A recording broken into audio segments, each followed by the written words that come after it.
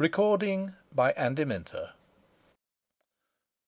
Caterpillars by E.F. Benson. I saw a month or two ago in an Italian paper that the Villa Cascana, in which I once stayed, had been pulled down, and that a manufactory of some sort was in process of erection on its site.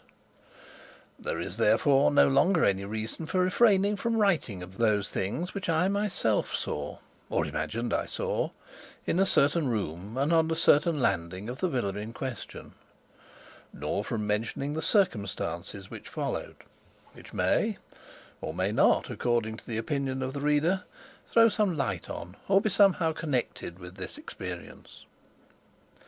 The Villa Cascana was in all ways but one a perfectly delightful house. Yet if it were standing now, nothing in the world, I use the phrase in its literal sense, would induce me to set foot in it again. For I believe it to have been haunted in a very terrible and practical manner. Most ghosts, when all is said and done, do not do much harm. They may perhaps terrify, but the person whom they visit usually gets over their visitation. They may, on the other hand, be entirely friendly and beneficent.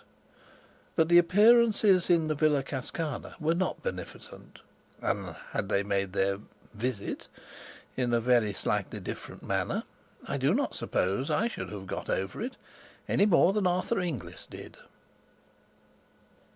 The house stood on an ilex-clad hill, not far from Sestri di Levante, on the Italian Riviera, looking out over the iridescent blues of that enchanted sea, while behind it rose the pale green chestnut woods that climb up the hillsides till they give place to the pines that, black in contrast with them, crown the slopes. All round it the garden, in the luxuriance of mid-spring, bloomed and was fragrant, and the scent of magnolia and rose, borne on the salt freshness of the winds from the sea, flowed like a stream through the cool vaulted rooms. On the ground floor a broad pillared loggia ran round three sides of the house, the top of which formed a balcony for certain rooms on the first floor. The main staircase, broad and of grey marble steps, led up from the hall to the landing outside these rooms, which were three in number, namely, two big sitting rooms and a bedroom arranged en suite. The latter was unoccupied; the sitting rooms were in use. From these the main staircase was continued to the second floor, where were situated certain bedrooms, one of which I occupied; while from the other side of the first floor landing some half dozen steps led to another suite of rooms, where, at the time I am speaking of, Arthur Inglis, the artist, had his bedroom and studio.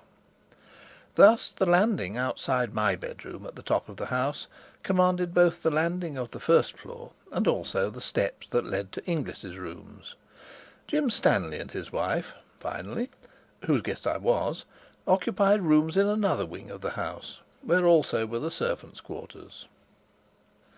I arrived just in time for lunch on a brilliant noon of mid-May.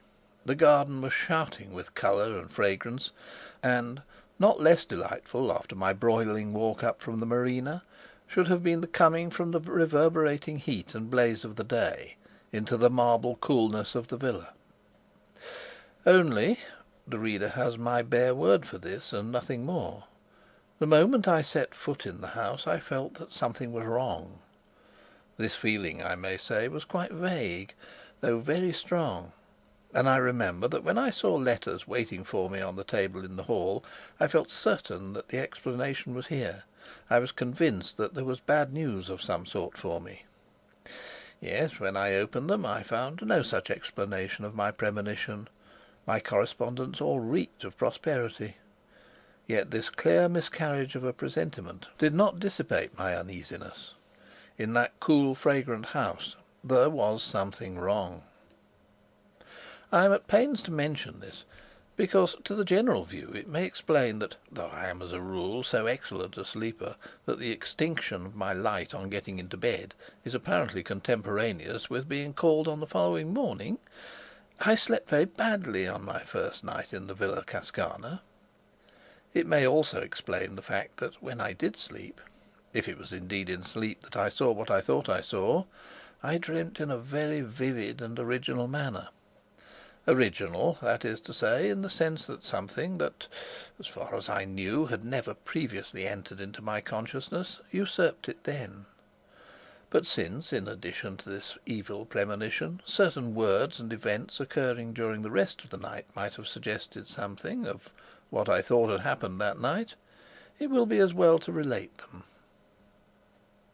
After lunch, then, I went round the house with Mrs. Stanley, and during our tour she referred, it is true, to the unoccupied bedroom on the first floor, which opened out of the room where we had lunched. "We left that unoccupied," she said, "because Jim and I have a charming bedroom and dressing room, as you saw in the wing, and if we used it ourselves we should have to turn the dining room into a dressing room and have our meals downstairs. As it is, however, we have our little flat there. Arthur English has his little flat in the other passage. And I remembered, aren't I extraordinary, that you once said that the higher up you were in a house the better you were pleased. So I put you at the top of the house instead of giving you that room." It is true that a doubt, vague as my uneasy premonition, crossed my mind at this. I did not see why Mrs. Stanley should have explained all this, if there had not been more to explain. I allow, therefore, that the thought that there was something to explain about the unoccupied bedroom was momentarily present in my mind. The second thing that may have borne in on my dream was this.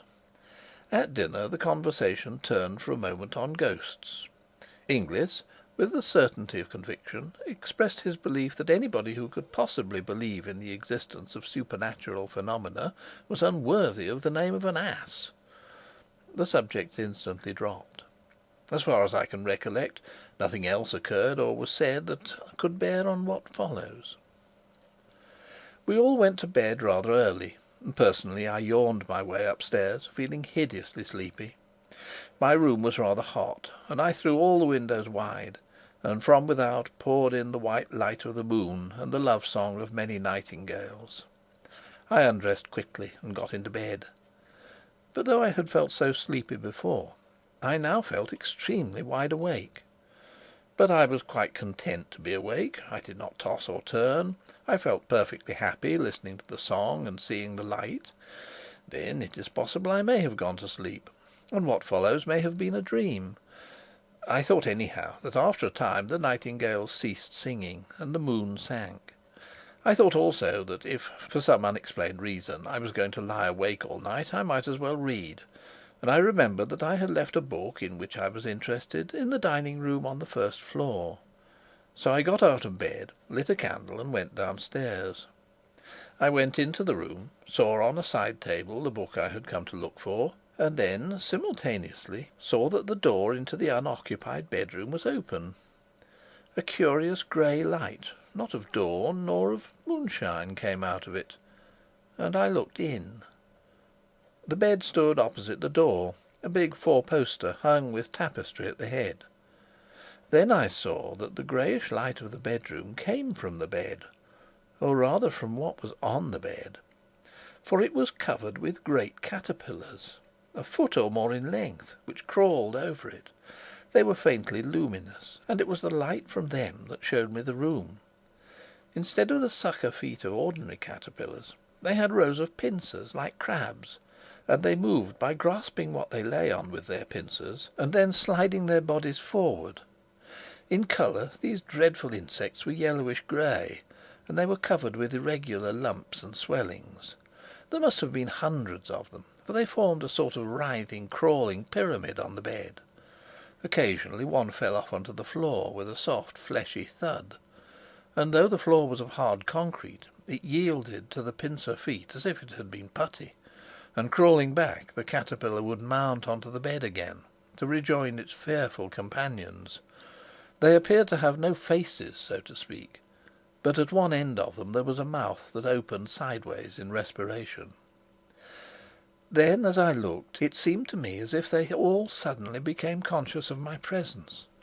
All the mouths, at any rate, were turned in my direction, and the next moment they began dropping off the bed with those soft fleshy thuds onto the floor and wriggling towards me.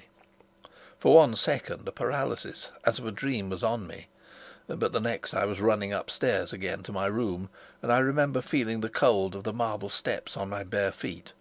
I rushed into my bedroom and slammed the door behind me, and then I was certainly wide awake now I found myself standing by my bed, with the sweat of terror pouring from me. The noise of the banged door still rang in my ears, but, as would have been more usual if this had been mere nightmare, the terror that had been mine when I saw those foul beasts crawling about the bed or dropping softly on to the floor did not cease then. Awake now, if dreaming before, I did not at all recover from the horror of dream. It did not seem to me that I had dreamed, and until dawn I sat or stood, not daring to lie down, thinking that every rustle or movement that I heard was the approach of the caterpillars. To them and the claws that bit into the cement, the wood of the door was child's play. Steel would not keep them out. But with the sweet and noble return of day, the horror vanished. The whisper of wind became benignant again. The nameless fear, whatever it was smoothed out, and terrified me no longer. Dawn broke, hueless at first, then it grew dove-coloured, then the flaming pageant of light spread over the sky.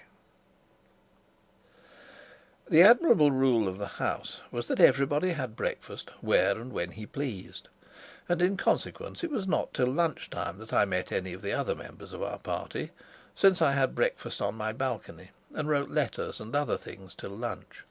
In fact, I got down to that meal rather late, after the other three had begun.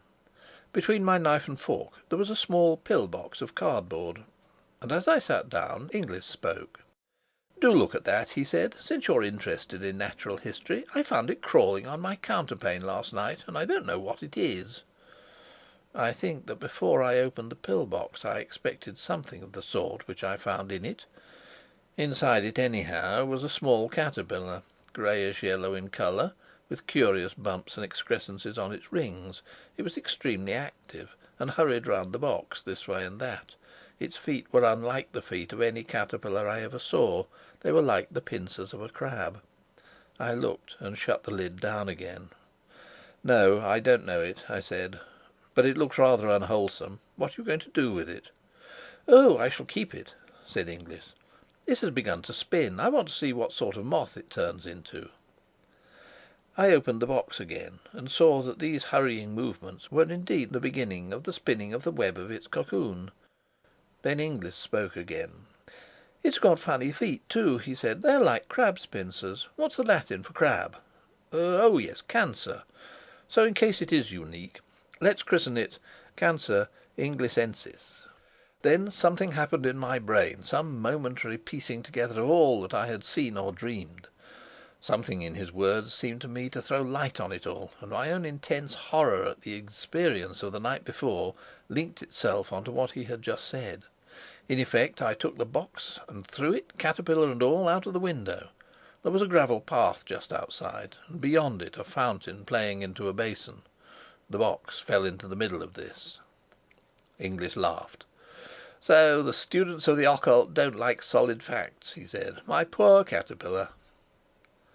The talk went off again at once on to other subjects, and I have only given in detail, as they happened, these trivialities, in order to be sure myself that I have recorded everything that could have borne on occult subjects or on the subject of caterpillars. But at the moment when I threw the pill-box into the fountain I lost my head. My only excuse is that, as is probably plain, the tenant of it was in miniature exactly what I had seen crowded on to the bed in the unoccupied room; and though this translation of those phantoms into flesh and blood, or whatever it is that caterpillars are made of, ought perhaps to have relieved the horror of the night, as a matter of fact it did nothing of the kind. It only made the crawling pyramid that covered the bed in the unoccupied room more hideously real. After lunch we spent a lazy hour or two strolling about the garden or sitting in the loggia, and it must have been about 4 o'clock when Stanley and I started off to bathe, down the path that led by the fountain into which I had thrown the pill-box. The water was shallow and clear, and at the bottom of it I saw its white remains. The water had disintegrated the cardboard, and it had become no more than a few strips and shreds of sodden paper. The The centre of the fountain was a marble Italian Cupid, which squirted the water out of a wineskin held under its arm. And crawling up its leg was the caterpillar. Strange and scarcely credible as it seemed, it must have survived the falling to bits of its prison and made its way to shore. And there it was, out of arm's reach, weaving and waving this way and that as it evolved its cocoon.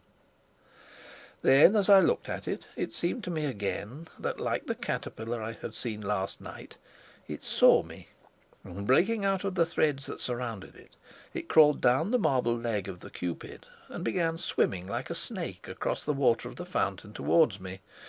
It came with extraordinary speed. The fact of a caterpillar being able to swim was new to me, and in another moment was crawling up the marble lip of the basin.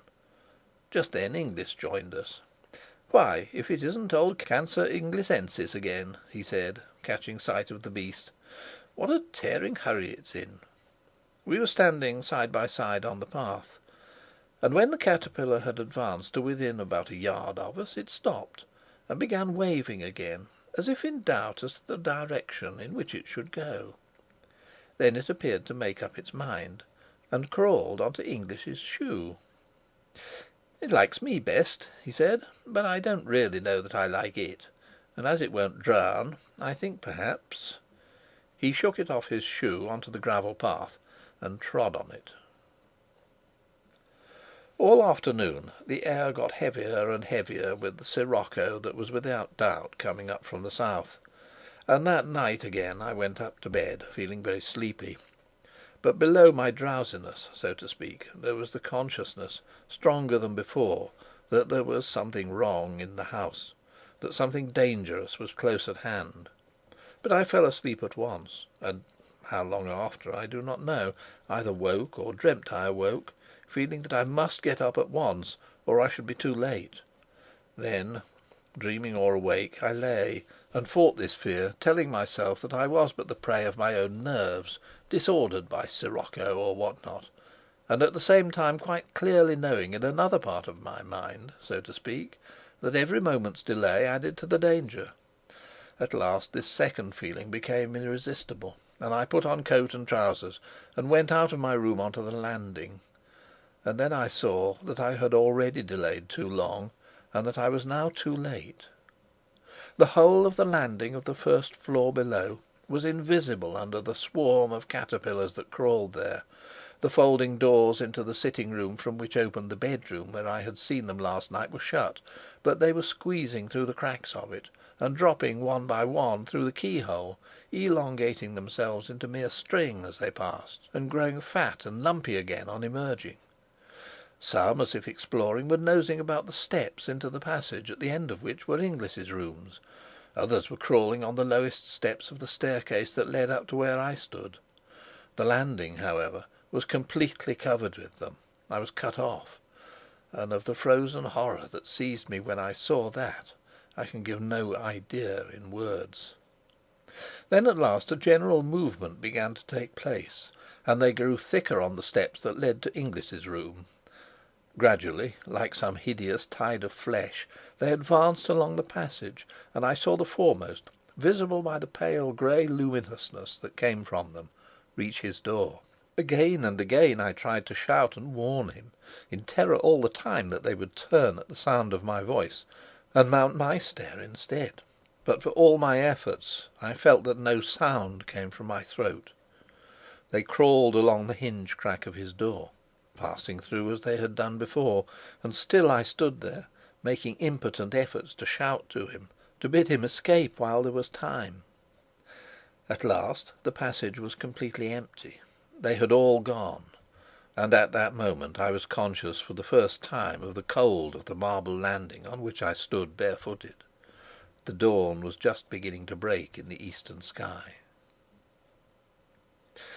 6 months after, I met Mrs. Stanley in a country house in England. We talked on many subjects, and at last she said: "I don't think I've seen you since I got that dreadful news about Arthur Inglis a month ago."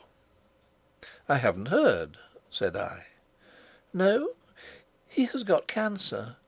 They don't even advise an operation, for there is no hope of a cure. He's riddled with it, the doctors say." Now, during all these 6 months, I do not think a day had passed on which I had not had in my mind the dreams, or whatever you like to call them, which I had seen in the Villa Cascana.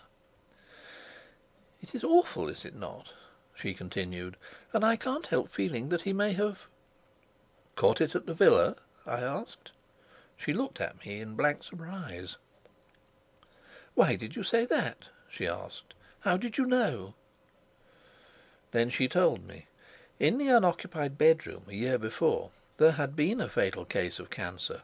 She had, of course, taken the best advice, and had been told that the utmost dictates of prudence would be obeyed so long as she did not put anybody to sleep in that room, which had also been thoroughly disinfected and newly whitewashed and painted. But End of Caterpillars